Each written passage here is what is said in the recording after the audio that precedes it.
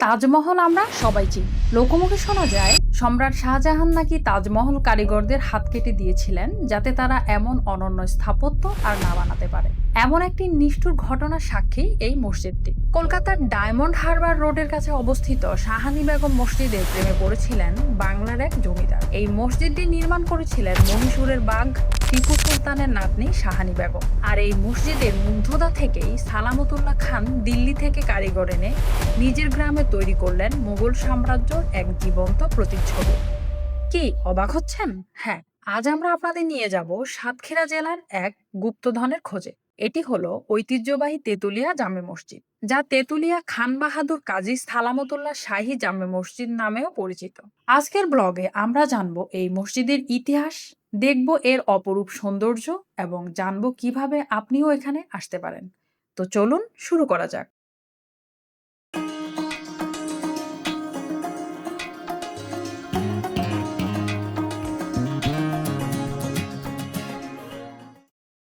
শুরুতেই বলে দেই এই চমৎকার স্থাপত্যটি কোথায় অবস্থিত। এর অবস্থান সাতক্ষীরা জেলার তালা উপজেলার তেতুলিয়া গ্রামে। আপনি যদি ঢাকা থেকে আসতে চান তবে গাবতলী বা সায়দাবাদ থেকে সাতক্ষীরাগামী বাসে উঠে পড়বেন। নন এসি বাসের ভাড়া পড়বে 700 থেকে 800 টাকার মতো, আর এসি বাসের ভাড়া পড়বে 1200 থেকে 1500 টাকা। আপনি চাইলে খুলনা হয়ে চুকনগর বা 18 মাইল বাজারে নেমেও এখানে আসতে পারেন। চুকনগর বাজার থেকে ভ্যান, অটো বা ইজি বাইকে করে খুব সহজেই পৌঁছে যেতে পারবেন তেতুলিয়া গ্রামে। ঢাকা থেকে একদিনের ট্রিপে যাতায়াত ও খাওয়া দাওয়া মিলিয়ে জনপ্রতি 2000 থেকে 2500 টাকার মধ্যে এই অসাধারণ ঐতিহাসিক জায়গাটি ঘুরে যাওয়া সম্ভব। এবার আসুন একটু ইতিহাসের পাতায় উকি দেই। এই দৃষ্টিনন্দন মসজিদের প্রতিষ্ঠাতা হলেন তেতুলিয়া পরগনার তৎকালীন জমিদার খান বাহাদুর মৌলভী কাজী সালামতুল্লাহ খান। তিনি ব্রিটিশ শাসন আমলে ডেপুটি কালেক্টর ও ডেপুটি ম্যাজিস্ট্রেট হিসাবেও দায়িত্ব পালন করেছেন বহু বছর। জনশ্রুতি আছে জমিদার সাহেব জমিদারি কাজে প্রায়ই কলকাতা যেতেন। সেখানে 1840 থেকে 41 সালে প্রতিষ্ঠিত টিপু সুলতান মসজিদ এবং 1842 সালে স্থাপিত শাহানি বেগম জামে মসজিদ দেখে তিনি এতটাই মুগ্ধ হন যে ঠিক করেন নিজের এলাকাতেও এমন একটি মসজিদ বানাবেন। এর নির্মাণকাল নিয়ে কিছু মতভেদ থাকলেও মসজিদের গায়ের ফলক অনুযায়ী এটি 1858 থেকে 1859 খ্রিস্টাব্দে নির্মিত, যদিও কোনো কোনো সূত্রে 1814 বা 1825 সালের কথাও বলা হয়। তবে ইতিহাস যাই হোক, 19বিংশ শতাব্দীর মাঝামাঝি সময়ে মোগল রীতির এই মসজিদ দিয়ে যে এই অঞ্চলে এক বিশাল আলোড়ন তুলেছিল তা আর বলার অপেক্ষা রাখে না। মসজিদের সামনে দাঁড়ালে চোখ জুড়িয়ে যায়। এর স্থাপত্য মোগল আভিজাত্য এবং বাংলার আঞ্চলিক সরলতার এক দারুণ সংমিশ্রণ ঘটেছে। চলুন এর 5টি বিশেষ দিক দেখে নিই। প্রথমেই নজর কাড়বে এর 6টি সাদা গম্বুজ ও উঁচু মিনারের সারিতে। ছাদের উপর 2 সারিতে 6টি বড় গম্বুজ আর 4 কোণায় 4টি সুউচ্চ মিনার।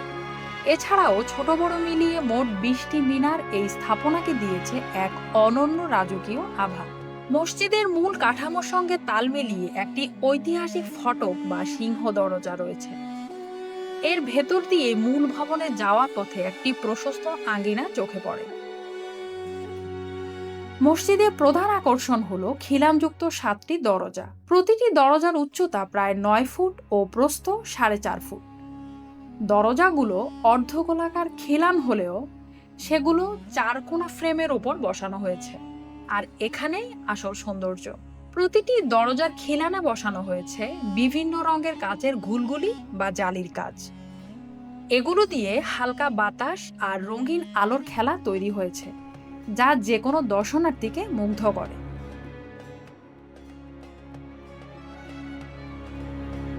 মসজিদের পুরো ভিত্তি ও দেয়াল তৈরি হয়েছে চুন, সুরকি আর চিটাগুড়ের গাঁথুনিতে। স্থানীয় জনশ্রুতি অনুযায়ী মেঝে ও দেয়াল পালিশ করতে সুরকি বালুর সঙ্গে মেশানো হয়েছিল প্রচুর ডিমের সাদা অংশ। ভেতরে 2টি বড় গোলাকার স্তম্ভ এসে মিলিত হয়েছে গম্বুজের ভার বহনের জন্য। মসজিদের ভেতরে 5 সারিতে 325 এবং বাইরের চত্বরে 175 জন নামাজ আদায় করতে পারেন। মসজিদের পাশেই রয়েছে একটি সুগভীর পুকুর।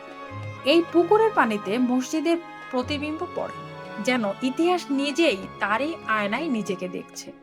পুকুরের তলদেশ থেকে সিঁড়ি উঠে গেছে মসজিদ চত্বরে। চারপাশে নির্জনতা ও প্রাচীন ইটের গায়ে জমে থাকা কালো পাথরের আবরণ সব মিলিয়ে পরিবেশটা হয়ে উঠেছে খুবই প্রশান্ত। যদিও কালের বিবর্তনে মেঝে ও দেয়ালে কিছু ফাটল দেখা দিয়েছে এবং কিছু মিনার ভেঙে গেছে, তবুও মসজিদটির জীর্ণ সৌন্দর্য আজও সমান বিস্ময়কর। লোকমুখে প্রচলিত রয়েছে এই মসজিদের নির্মাণশৈলী এতটাই অনবদ্য ছিল যে কারিগর যাতে আর কোথাও এমন নকশা করতে না পারেন সেজন্য তার হাত কেটে দিয়েছিলেন তৎকালীন জমিদার।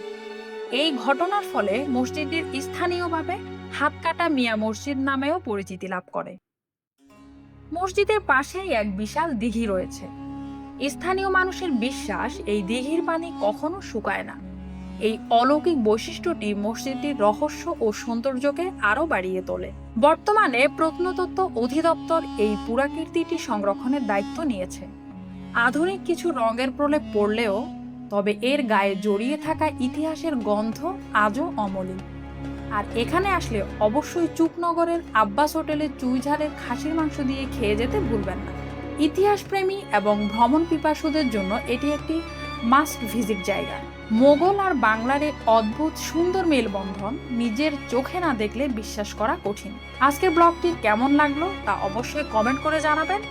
আর আপনাদের জন্য একটি প্রশ্ন, আপনার জেলার সবচেয়ে প্রাচীন ও ঐতিহাসিক স্থাপনা কোনটি? কমেন্টে লিখে ফেলুন, হয়তো পরের ব্লগে আমরা চলে যাব আপনার জেলাতে।